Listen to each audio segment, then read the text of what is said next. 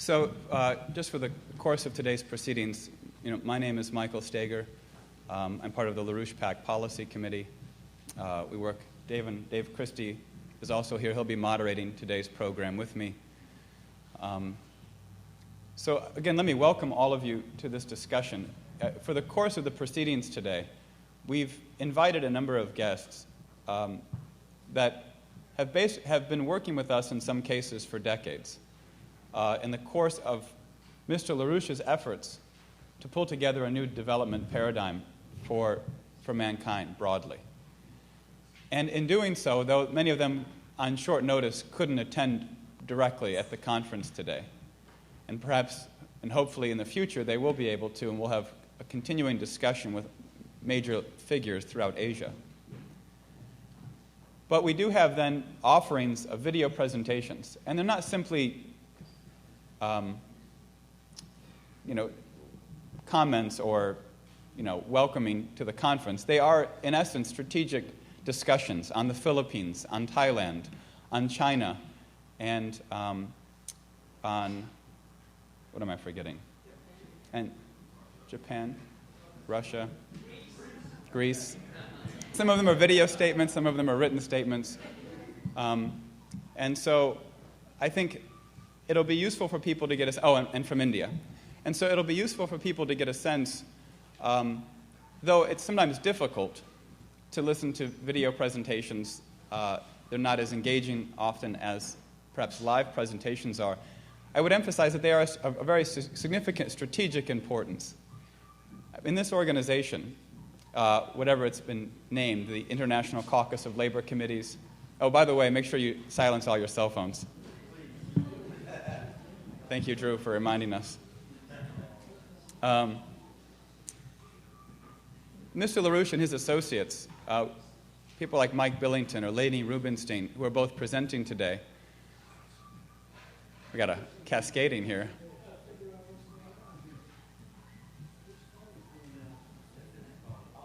That's okay.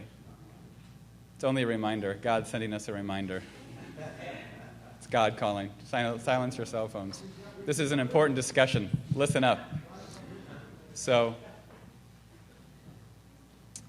Mr. LaRouche and his associates have been engaged in a discussion now for decades in places like Thailand. Obviously, Mr. LaRouche was active in places like Mexico, in India with Indira Gandhi.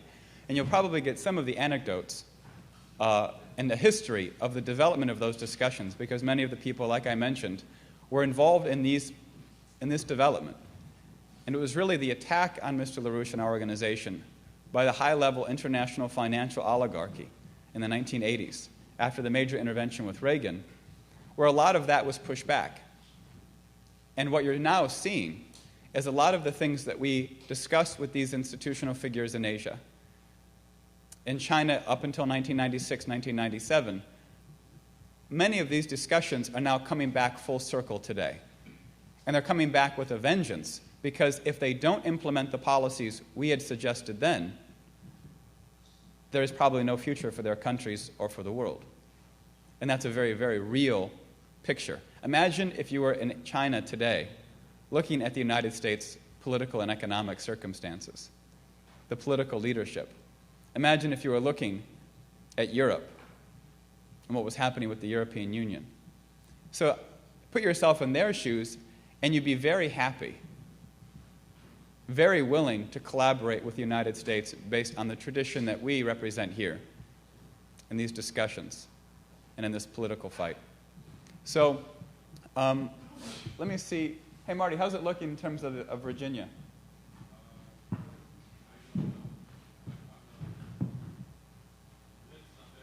Okay.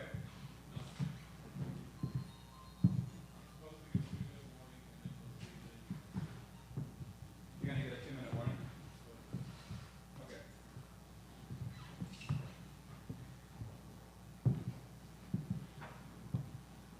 So, Mike, would you like to come up and since we've got some time here, we'll presage the discussion today with Lynn and Helga with a contribution from a significant figure from Japan who has addressed our conference in Germany, and he made some comments for the conference today. So let me introduce Mike Billington. Hi. Thank you.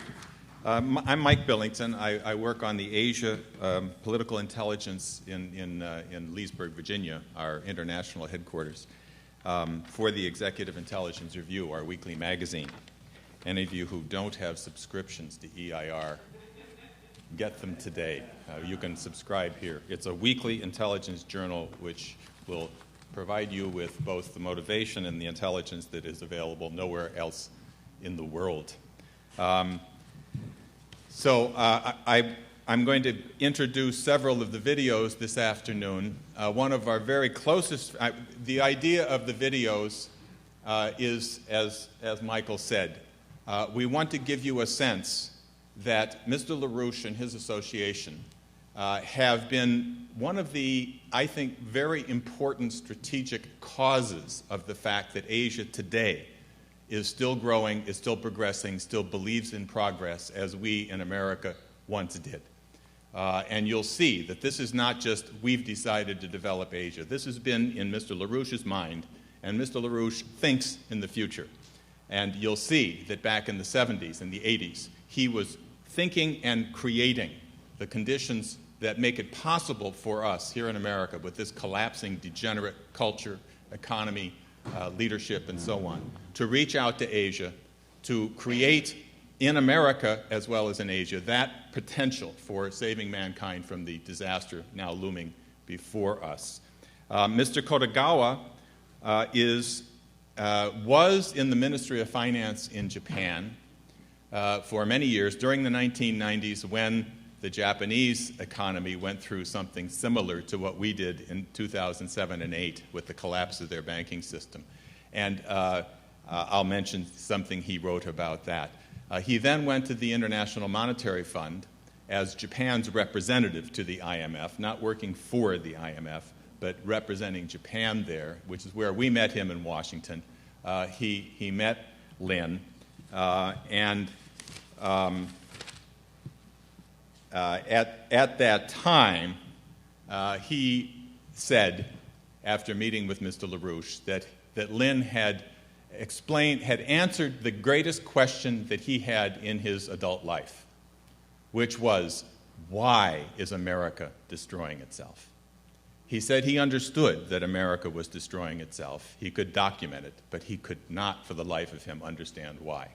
And it was only after his meeting with Mr. LaRouche, who went through in some detail, as he usually does, the history of the British battle against the American system and the British takeover of American policy after the murder by the British of John Kennedy.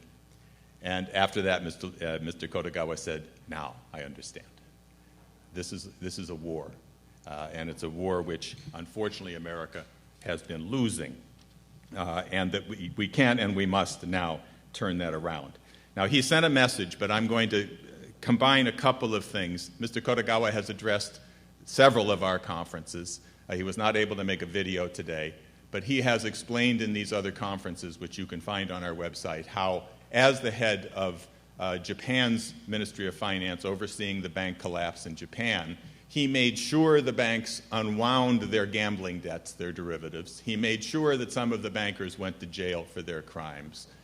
He shut down a number of banks and then began to issue federal credits into the recovered banking system, which had strings attached. The money had to go into the real economy to rebuild the physical economy.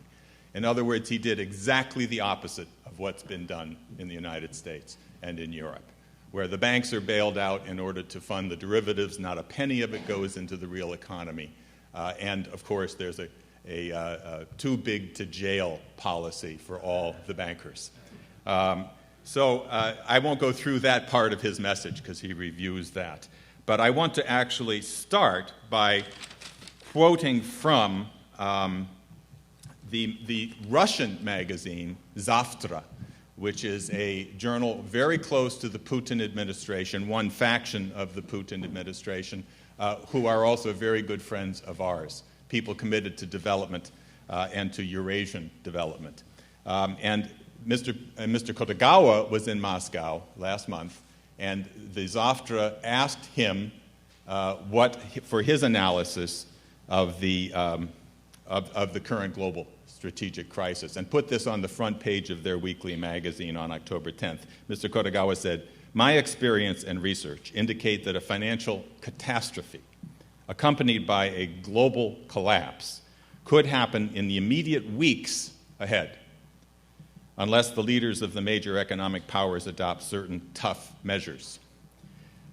This group of economists in Russia consider his warnings and his perspective on Eurasian development to be of the utmost importance for the future of their country and for the world.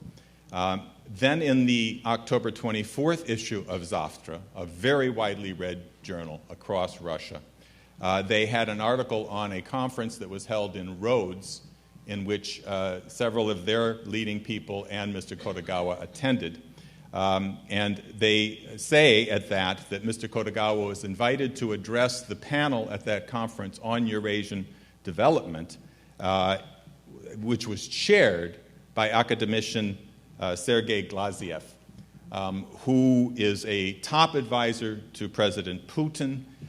He also, Mr. Glaziev, is the author of a book called Genocide, which is about the destruction of Russia in the 1990s after the fall of the Soviet Union under Yeltsin, when the country was taken over by British financial interests who looted the country, depopulated it, and were it not for Putin and his return to sanity in Russia, the country would have been completely demolished. That book was translated by our organization, by Rachel Douglas, who does our work in Russia, and is available in English, and I encourage you to get it if you want to get a sense of what happened to Russia and why their development today is so crucial. What Zavtra wrote in that article about his presentation is that he warned of a second wave of the global systemic crisis, which would be larger scale, and more severe than the first wave that began with the bankruptcy of Lehman Brothers in 2008. In Professor Kotegawa's view, they wrote, the world's major financial organizations are preparing to strike a blow against the weakest European Union members, Greece, Spain, Portugal, and Italy, as well as South Korea. Meanwhile, he said, Eurasia, especially Russia and China, have very good prospects for development. Against a backdrop of stagnation in the world markets, these two countries have an enormous population with a high level of domestic solvent demand. And despite all the differences in their economic models, China and Russia share a need to carry out major state investment programs for development, to provide guarantees to private business within their countries, and to have state banks extend credits to such businesses at low interest rates.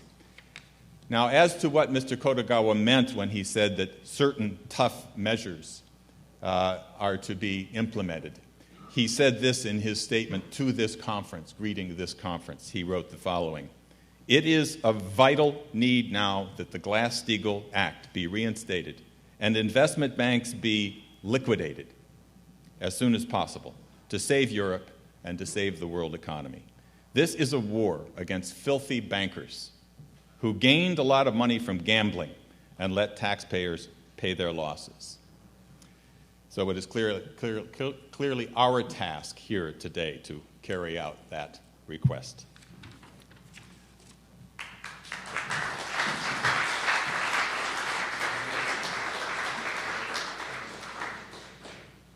Yeah, sure. I can't barely see them. That's the problem. Hi, Helga. Can you hear me? Hi. Yes, I can hear you. Great. Well, let me just give you a short introduction, and you may begin. Okay. So, everyone, Mrs. Helga Zepp-LaRouche.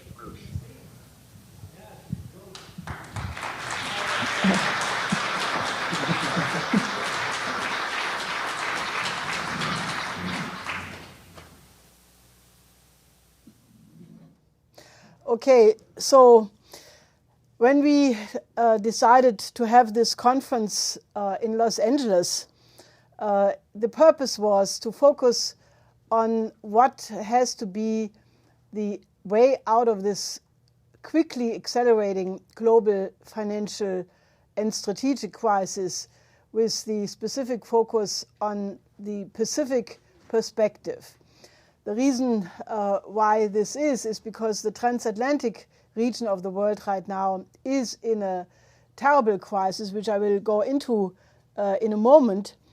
And, you know, as you will hear at later parts of this conference, we will discuss the World Land Bridge, the new economic platform which would be created through a gigantic qualitative increase in energy flux density, which would be accomplished through the accomplishment of fusion power. But there is actually something has happened this past week which dramatically emphasizes why we have to completely change the present paradigm. On Monday this past week, something quite extraordinary has occurred, namely that in almost all leading Chinese media, there were articles and detailed maps with pictures, photographs, and graphics showing the ability of the Chinese Navy, especially their strategic submarine force, to attack the west coast of the United States. And the message given in these articles and pictures is very clear, that China is ready, that if there would be an attack by the West, by the United States and NATO on China, then this will happen. And then they show that the strategic submarines of China could reach, with nuclear missiles, Los Angeles, San Francisco, Seattle, and they also have accompanying maps which show that the radioactive fallout would basically destroy the entire West Coast into the Midwest, into Chicago.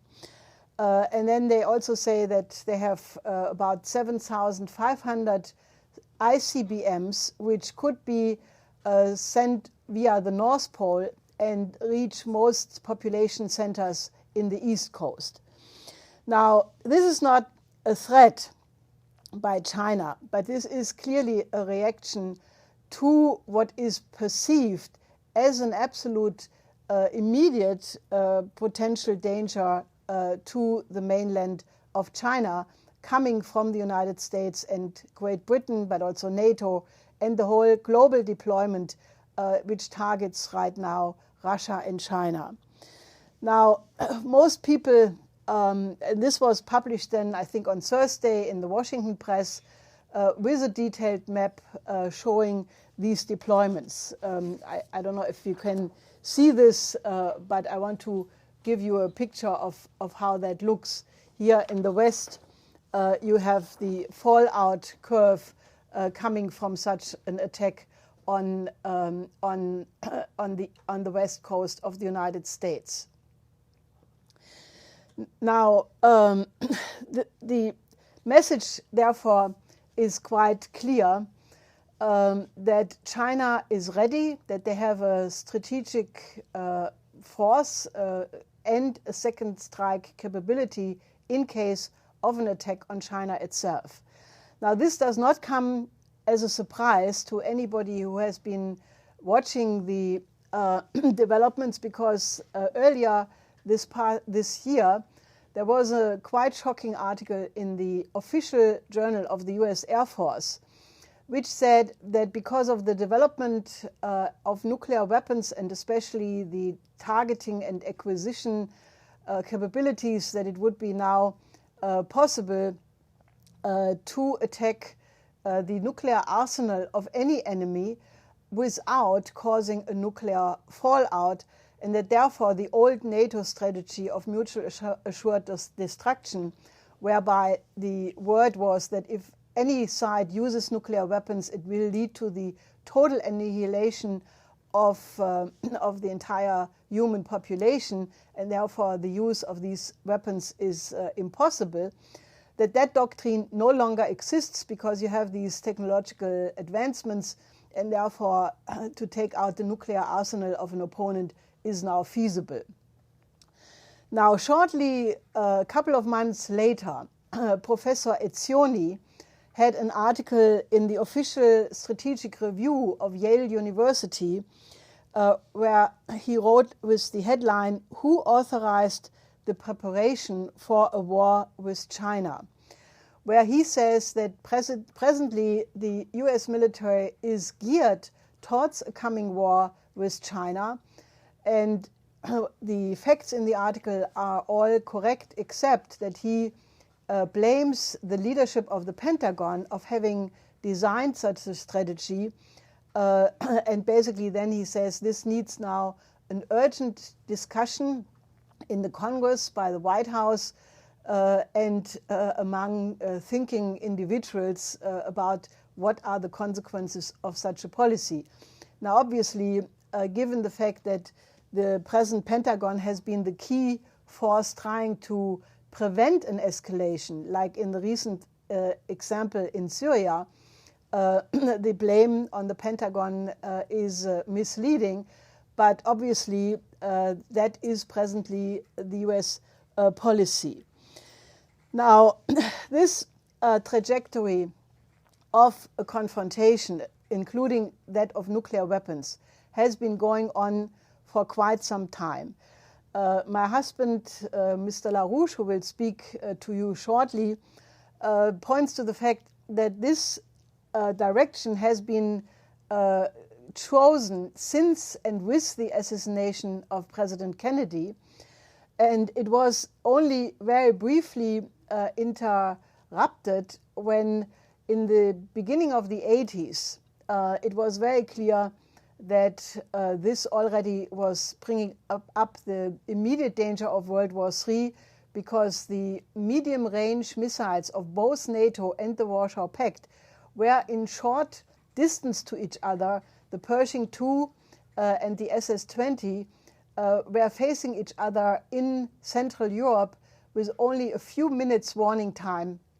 And because of such short warning time, these missiles at that time were on launch on warning, which meant that if one superpower would launch a missile or would have the perception that the other one would have launched it, they would have to basically send the entire arsenal because the warning time was too short. So this was the hair trigger annihilation danger, which was the context for Lyndon LaRouche to develop the SDI, or what became the SDI policy, which was then in March 83 adopted by President Reagan, and which was on the table for a couple of months as a real war avoidance option. But then it was rejected first by the Soviet government, but also by the Bush-Kissinger faction in the Reagan administration. So that chance was thrown out of the window. And then, naturally, when the Soviet Union collapsed between 89 and 91, there was the real possibility for a peace order, because at that point, no enemy existed any longer. Communism was defeated. But at that point, unfortunately, the British, in the form of Margaret Thatcher, and the United States, through the person of Bush Sr., and the neocons, they decided to use the collapse of the Soviet Union to build a global empire based on the Anglo-American special relationship.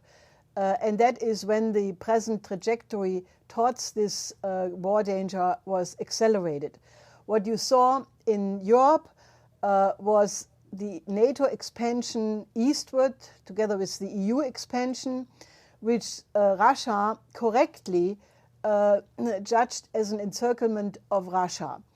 To this belongs, for example, the establishment of a US defense missile system in Poland and Czechia, which Russia has warned against. They will not allow the completion in the last phase 4, because that would then take out the second strike capability of Russia in case of an attack. And they said they will not allow it.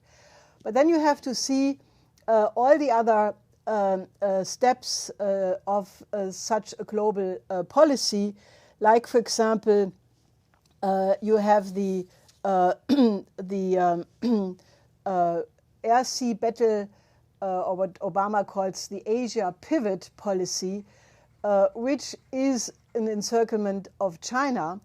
And if Australian politicians are quite open to say that Australia or certain people in the Australian government see a coming war with China as inevitable, and that others are criticizing that the entire continent of Australia has become nothing but an airbase of the United States for such a war, then you see that the present reaction of China to all of these deployments is just a reaction, because both Russia and China do feel encircled, and they are. I mean, even honest military from Europe or the United States admit that. So if you look at that immediate danger and the fact that we are sitting on an absolute volcano in terms of the immediate danger of a blowout of the financial system of the transatlantic region, which naturally is not limited to Europe and the United States, given the role of the dollar in the world. So then basically you can actually see what is going on. Now I should note that what we have right now is the point which LaRouche predicted would happen after Nixon decoupled the dollar from gold on the 15th of August 1971, where the fixed exchange rates were abandoned, where the old Bretton Woods system was eliminated through Nixon. And Lynn at that time said, if we stay on this course, then we inevitably will go to a new depression and the danger of a new fascism. And that is exactly where we are today, because only the blind can deny the fact that we are confronted with the danger of a fascist dictatorship in Europe and in the United States. In Europe, it is very clear that that process, which started with the introduction of the euro, the Maastricht Treaty in 92, Maastricht, which was, the imposition of the European currency union.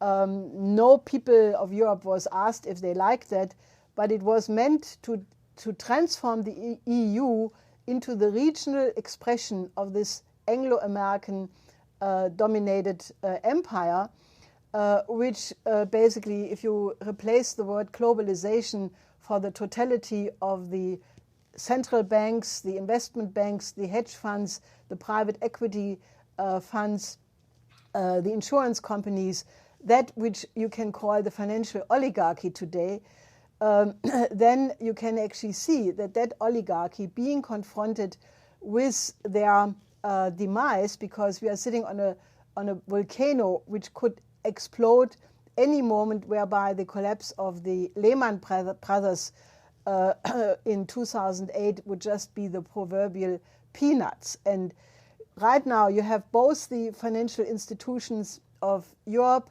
and of the United States preparing high gear to somehow unload the cost of this present situation on the population.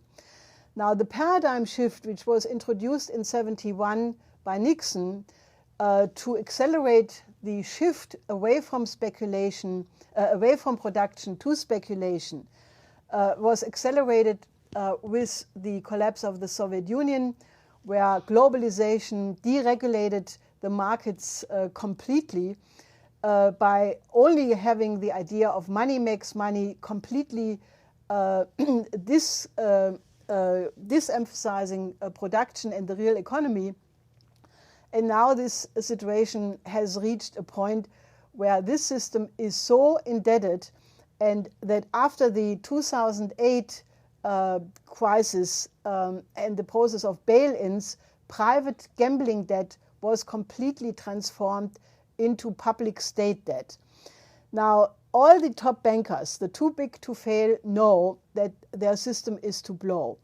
And they are preparing high gear to have the following set of measures. They want to continue quantitative easing, printing money, which is threatening in the short term a blowout of the hyperinflationary blowout of the system, which you already can see in the form of high prices in food, in energy, in gasoline, and the real inflation for the general population, which is not belonging to the super rich, is already between 20 and 30%. That bailout continuation and quantitative easing, however, should be combined with a bail-in.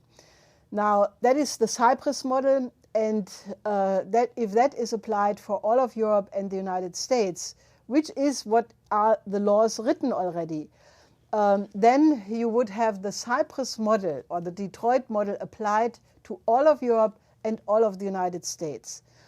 Now, this is shortly about to happen. For example, Münchau, a columnist in the Financial Times and Spiegel Online, had an article last week where he said the SPD in Germany, which is in coalition discussions with the CDU to form a new government, they should not take the finance ministry because they should be happy not to take the blame for the coming blowout which will occur. Either way, either you will have a bail-in, a haircut, and then you have the Cyprus model applied on all of Europe, or the Eurozone will collapse and you have a disintegration that way.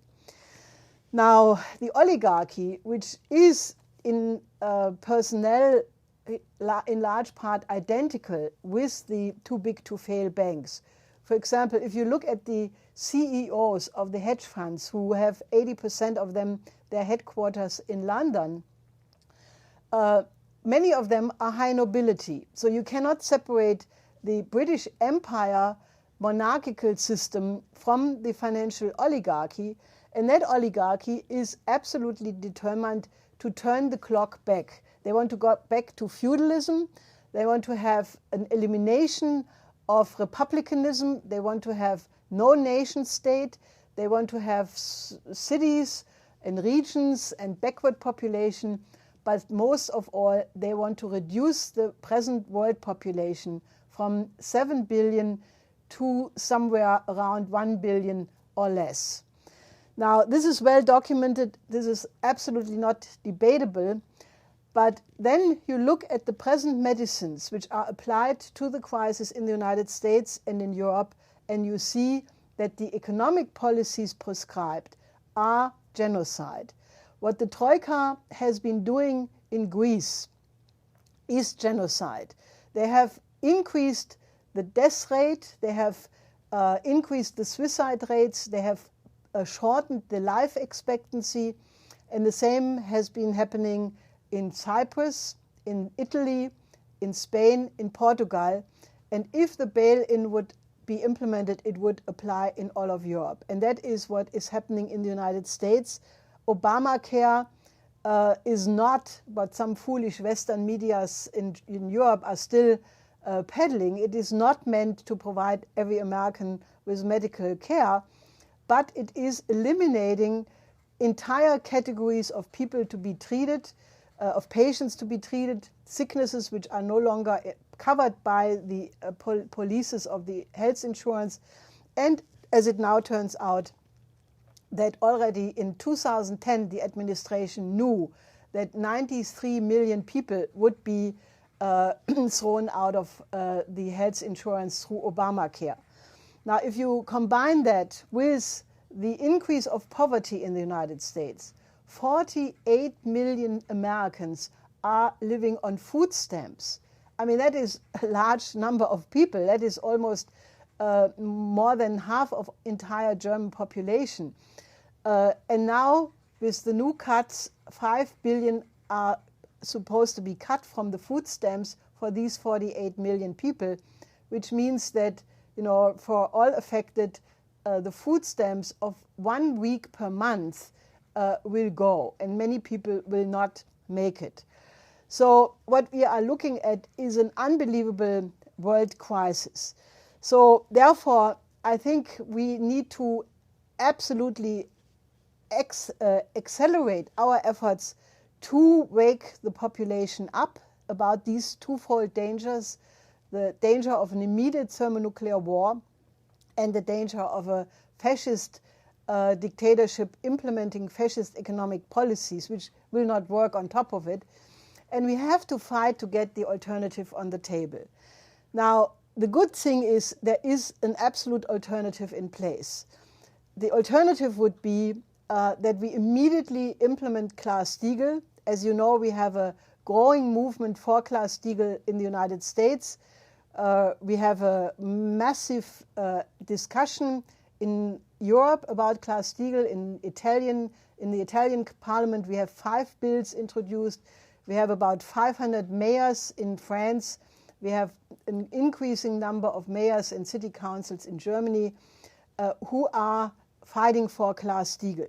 Now, if the United States would implement Glass-Steagall, Europe would have no other chance than to follow immediately. But we need a global Glass-Steagall, because Glass-Steagall is only the first step. The next thing is we need to go to a credit system in the tradition of Alexander Hamilton's National Bank. That means we have to, in Europe, to go back to sovereign control over the national currencies, get rid of the euro, which is a failed experiment, and then have in each nation, in Asia, in Europe, in the United States, in Africa, Latin America, national banks which together agree on a whole set of international projects, which would be around the World Land Bridge, Navapa, the Bering Strait Tunnel, the Kra Canal, the Eurasian Land Bridge, large water projects for Africa, a water and desalination project for the Middle East, and many other projects which we will talk about in the course of this conference. But it would immediately set up a network of credit agreements, long-term credit agreements, based on the national banking system of each sovereign countries to jointly finance these long-term projects, which would have a duration of 20, 30, 40, 50 years. And we could get out of this crisis immediately. Now, we have been fighting for this since 1989. When the wall came down, we proposed the productive triangle for Europe first. Then, when the Soviet Union collapsed, we expanded that to the Eurasian Land Bridge. And in the meantime, with some ups and downs, now the Chinese President Xi Jinping has proposed the new Silk Road to be the Chinese policy for the building of the new Silk Road throughout Central Asia and beyond. He has called for the maritime Silk Road together with Indonesia, and many, many other countries are ready to cooperate in such a proposal. But it needs to be boldly put on the table, and it can only succeed if we mobilize the population, at least the moral people, the 5% thinking people, the people who regard themselves as world historical individuals in this absolute incredible moment of crisis of civilization. But I'm absolutely certain that this effort will only succeed if we get rid of the culture of globalization. Because globalization is not only a system which throws people into slavery and kills people, but it is a system which goes along with a culture or counterculture which is exactly in the footsteps of the Roman Empire, where the Neros and the Caesars were using the bread and circus to dumb the population, to turn them into bestial people participating in the crime committed in the circus. And that is exactly what the global culture is. If you look at the so-called pop culture, if you look at the Madonnas and Lady Gagas of the world, you see that it is completely satanic. It is pornographic, it is bestial, it has an image of man as an absolute depraved creature. And if we do not reject that kind of image of man, which is also expressed in the video games, in most of the popular entertainment, then I don't think we can mobilize the moral integrity to effect the necessary change to save civilization. And therefore, we absolutely have to have a renaissance of classical culture, of classical music, and of classical poetry in the best forms expressed by the Greek tragedians, by Shakespeare, by Schiller, by Shelley, Keats, and such people. Because we have to uplift ourselves and reject everything which has to do with pleasure in the here and now, based on these depraved cultural entertainments. And we have to make the next paradigm shift into a new paradigm, a new renaissance of civilization, whereby man is true to his identity as a creative human being. And the only way how we can nourish that is by studying and enjoying the great classical compositions, especially in music, but also in poetry, drama, architecture, painting. But obviously, classical music is the international language which goes directly to the soul of the people. Now, I do not know if we can save civilization. I must say, having been in politics together with Lynn for the last 40 years, I must really say that the civilization hangs by a thread. The danger that we may not exist as a civilization and that all the beautiful works of art, all the struggles of so many noble individuals were all in vain, and that mankind will annihilate itself because we were not capable to get rid of this bestial oligarchy which has mankind in its grip right now. That chance is unfortunately extremely big.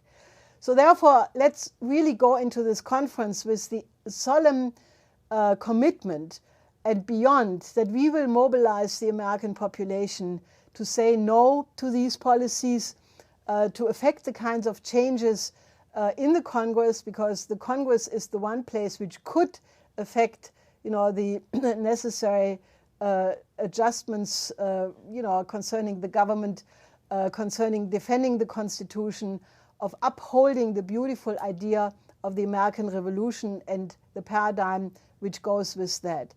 But at this point, it really requires a miracle. So since I believe in miracles, but only those which we do ourselves, let's become the kind of warrior angels which is needed to cause this change.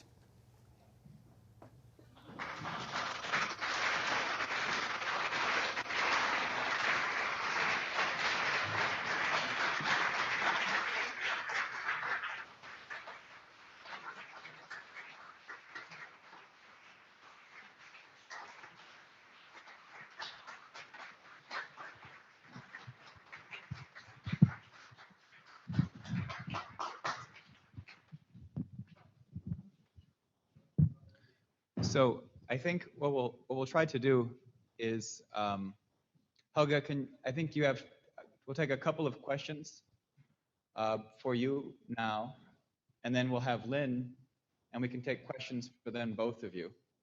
Does that work for you? Okay, great. So are there a couple of questions? So if you come up to the mic here and speak, so that way she can hear you and see you. I'll take one more question. If there's a couple, we'll take them, and then we'll move on to Lynn. Hi, my name is Sean. I'm the founder president of the Evergreen Award and licensee for evacuative transport, ED3. Also, I'm a founder member of the President Obama's Organizing for Action and climate leader at Vice President Al Gore's Climate Reality Project. First of all, I thank Lena Platt for inviting me to this conference, and I have discussed many things and exchanged views with her related to the theme of this conference by telephone before coming here. Based on my discussion with her, I would like to raise the following questions with regard to the US policies of fiscal, monetary, trade, and foreign, since US economy is the key to the global economy. Overall, the US global trade is deficit. Its trade with the top 16 Asian Pacific countries is to a deficit balance of $3,234 billion from 2001 to 2010, as per the information of US Department of Commerce. The countries are South Korea, Singapore, Taiwan, Hong Kong, Australia, Malaysia, India, Philippines, Thailand, Indonesia, New Zealand, Pakistan, Vietnam, Japan, China, and Bangladesh. Based on the information, there are many questions arise. Why the US have not taken any serious action all these years to improve its trade deficit? Is it because it doesn't care the deficit trade balance, since it has the power to print unlimited money, where the US has been accepted, dollar has been accepted worldwide as the single global trade currency? Why US doesn't promote its trade through its diplomatic missions around the world, like other countries such as China, Australia, New Zealand, and Sri Lanka, where they often organize trade fairs, wine tastings, tea tastings, etc.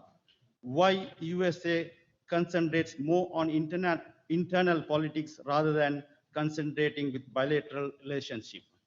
2. In 2008, some of the banks were bailed out by the US federal government, where they were in the verge of bankruptcy due to mortgage crisis. As per the Federal Reserve Bank's bulletin, loan loss reserves and unearned income, the past due, is 158 billion, and the bailed out amount was 204.8 billion. Household loss to this crisis were 1.2 million. Actually, the federal government has bailed out those banks on behalf of the defaulted mortgage owners for their defaulted payments, and the banks should have handed over their houses back to them upon the bailout.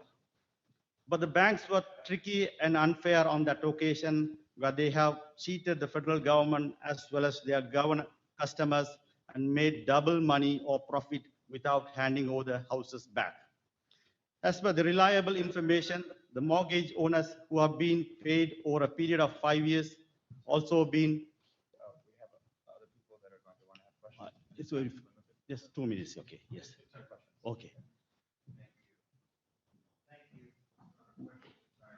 Based on this information, again, there are many questions arise. What is the US federal bank's role over the banks and financial institutions? Does the US Federal Reserve Bank supervise the activities of the banks and financial institutions regularly? Why the Congress and Senate couldn't analyze the impact before passing the bill? Who is responsible for 1.2 million people who went to the street by losing their homes under this trick? Further, the US GDP is approximately 15 trillion, and the public debt is approximately 16 trillion, and it's marketable. This is the question I'm asking. This is the policy. What I'm saying, we need policies. Yes. So it's my opinion that there should be a change in US policies on monetary, fiscal, foreign in order to have a balanced approach to strengthen its economy. Otherwise, it will have a big negative impact in the future, since BRICS countries are strategically moving forward against the weakened US monetary, fiscal, and foreign policies. Yes, I think the only way one can understand this behavior, which obviously is violating US interest. I mean, why is the United States pursuing an economic and financial policy which is clearly against the interest of the US itself, of the US population, as much as it is against the interest of these countries you named? And the only way to understand it is that the present dominant policy of the US and the Anglo-Dutch empire is globalization. That is, you cannot understand it from the standpoint of a national interest of the United States, but that the present too big to fail banks, the 28 or so too big to fail banks internationally, constitute a financial oligarchy which believes that their richness does not come from production in the real economy, but it comes from controlling and manipulating the global financial markets. Now, you have seen that in the form of the LIBOR manipulation, where the 28 or 24 largest banks in the world for 2 decades or more manipulated the foreign exchange rates, cheating their customers by 3-digit billion amounts, if you control the international markets, you can make an enormous amount of money by playing the markets, by manipulating the markets, while production is collapsing.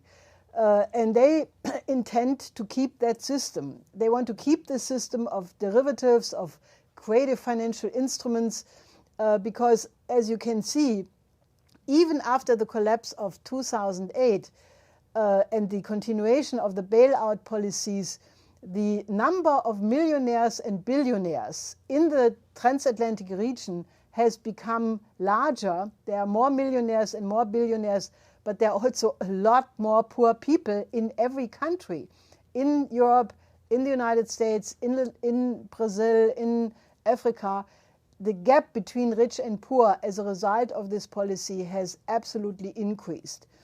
So the only answer how to remedy that is that the United States must become back a nation and not adopt the British Empire doctrine as the platform for their policy.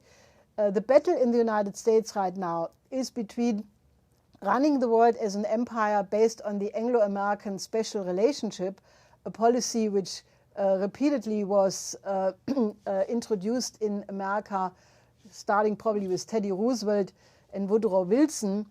But America must go back to the idea of the American Revolution, the American Republic, the American Constitution, the Declaration of Independence, and above all, the foreign policy approach of John Quincy Adams, who believed that the world can only be peaceful if there is an alliance of perfectly sovereign nation states working together for the common aim of mankind.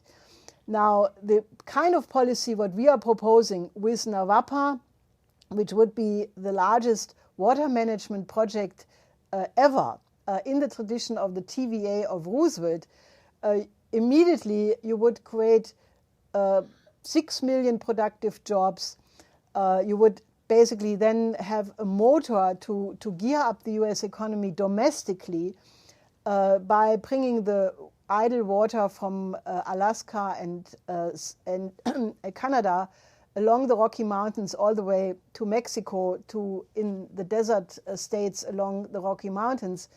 And you would start to build up the domestic market in the United States. Now, the danger right now is, unlike in the Depression and the big crisis of the 30s, that because of the globalization and the outsourcing of a lot of production, by turning a lot of countries of Asia into cheap labor markets for the US domestic markets, that a lot of the productive capacities which existed in the time of the 30s no longer exist. There are not so many family farmers as were in the 30s. There are not so many Mittelstand, middle-level industries, because a lot of industrial production has been outsourced. So therefore, a large project like Navapa and affiliated projects is absolutely crucial for the survival of the United States. Now, obviously, we need to build up the domestic economies of every single nation state around the world. And then, if you go from the assumption that the only source of wealth is not the manipulation of free trade or the prices market structure of the global markets, but that the only source of wealth is the creative power of the own citizens. Therefore, any country which is concerned about the well-being of its citizens and its economy must think to upgrade the education level, to upgrade the creative powers of their own workforce, and that can only be accomplished through science driver programs like what we are proposing now with the increase in the energy flux density in the realm of a crash program for fusion power. That same problem of upgrading the population, of making them more productive by increasing their creative powers, that is a problem which poses itself for every single nation on this planet. For the United States, emphatically, because the education level has been collapsed since decades. It is an absolute urgency for China. If China wants to develop the interior regions it must absolutely transform a rural population into an educated labor force. Naturally, the same problem exists in Latin America, in Africa, and even in countries like Germany. Because of the green paradigm, the cognitive power of the population has been almost devastated. A greenie is a stupid person because they believe in a cultish idea of a world which does not exist. What we have to do is we have to bring the production and the politics into cohesion with the laws of the universe. And the laws of the universe are not entropic, they are definitely anti-entropic, and human creativity is what corresponds to the laws of the universe. And we have reached a point in human civilization where either we bring our policy, our economic policy, our social policy into cohesion with the laws of the physical universe, or we will not make it.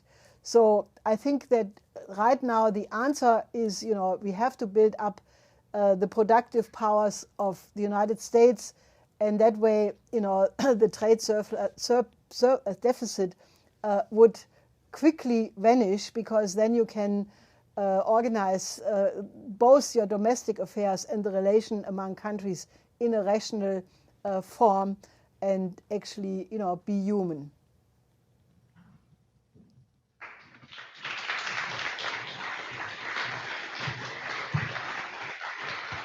Thank you very much. So before I take the next question, let me just say, when a person is asking the question, we very much appreciate your question and participation. We don't need any comments from the audience. We will be moderating. We do want substantial discussions and questions, but obviously time is limited, especially with Mr. and Mrs. LaRouche. So if you can, make your question as succinct as possible, but we appreciate the participation, absolutely. So let me take one more question from Mrs. LaRouche. Please come up and introduce yourself.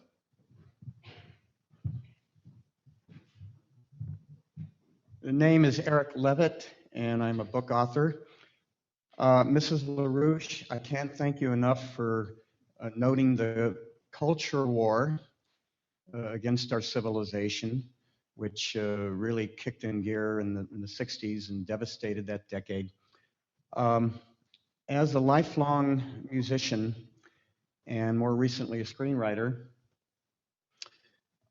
may we add classic film to your list of classical music, classical literature, classical poetry.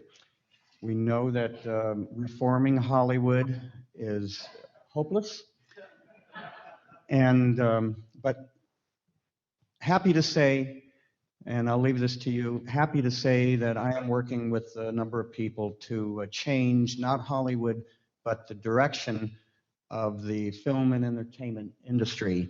So may we include classic films on your list, and I believe that will really help further change our culture for the good.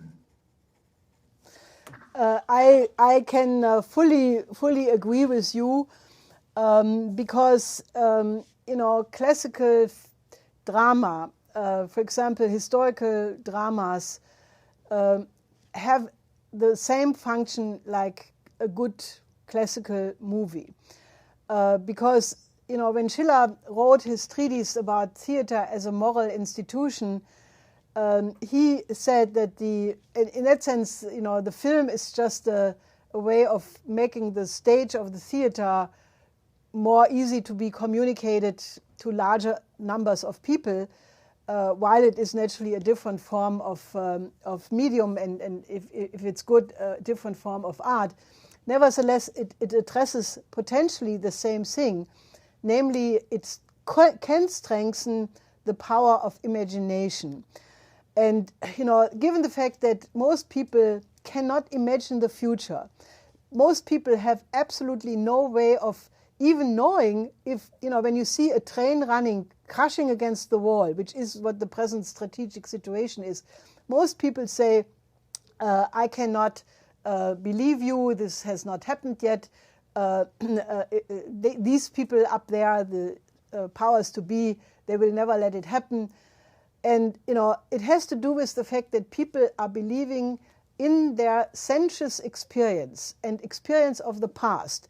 They cannot imagine, neither in the negative way, what is the outcome of the present policies, nor can they imagine what would be a vision of mankind for the future, which would be in cohesion with the dignity of man. Now, great classical drama and poetry, but especially drama, and potentially, naturally, good films, would inspire people to imagine to imagine scenarios, to imagine the large issues of mankind, as Schiller would used to call it. Something, you have a normal salesperson or a barber or an engineer, and they're doing their job, but they have not the time, because they have to take care of their livelihood every day. They have not the time to think about a vision, how should mankind look in 100 years from now or 1,000 years from now. And it is the work of the poets, the film writers, the artists, the drama writers, to have the kind of vision which ennobles man, which enriches his imagination power, because it is that imagination power to think an hypothesis, to think something which has never been thought before, something which is a new idea, a new necessary idea for mankind to go to, but it requires that kind of inspiration. Now, I think that great film would have a wonderful work, because in the time of modern communication, you could reach every village, every part of the world which is now affected with